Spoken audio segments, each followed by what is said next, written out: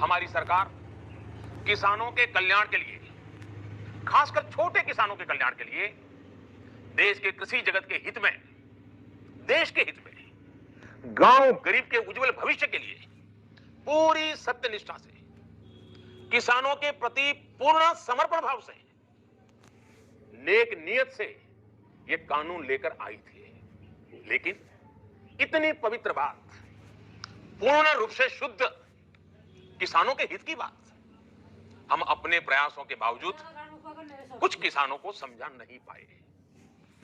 भले ही किसानों का एक वर्ग ही विरोध कर रहा था, लेकिन फिर भी यह हमारे लिए महत्वपूर्ण था।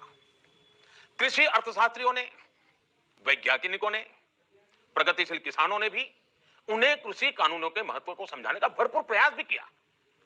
हम पूरी विनम्रता से, खुले मन से उन्हें समझाते रहे। अनेक माध्यमों से व्यक्तिगत और सामूहिक बातचीत भी लगातार होती रही।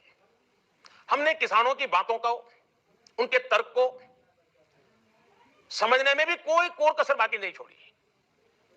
कानून के जिन प्रावधानों पर उन्हें ऐतराज था, सरकार उन्हें बदलने के लिए भी तैयार हो गई। 2 साल तक हमने इन कानूनों को सस्पेंड करने का भी प्रस्ताव दिया। इसी दौरान यह विषय माननीय सर्वोच्च न्यायालय के पास भी चला गया। ये सारी बातें देश के सामने है, इसलिए मैं इनके अधिक विस्तार में नहीं जाऊंगा। साथियों, मैं आज देशवासियों से क्षमा मांगते हुए सच्चे मन से और पवित्र हृदय से कहना चाहता हूं कि शायद हमारी तपस्या में ही कोई कमी रही होगी, जिसके कारण दिए के प्रकाश जैसा सत्य कुछ किसान भाइयों को हम समझा नहीं पाए।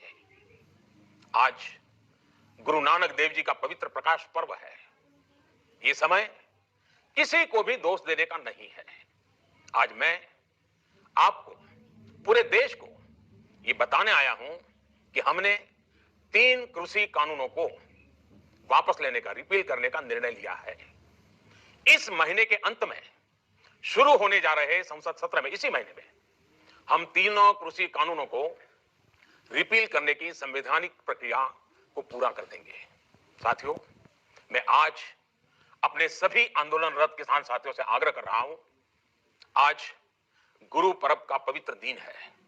अब आप अपने अपने घर लौटे, अपने खेत में लौटे, अपने परिवार के बीच लौटे। आइए एक नई शुरुआत करते हैं।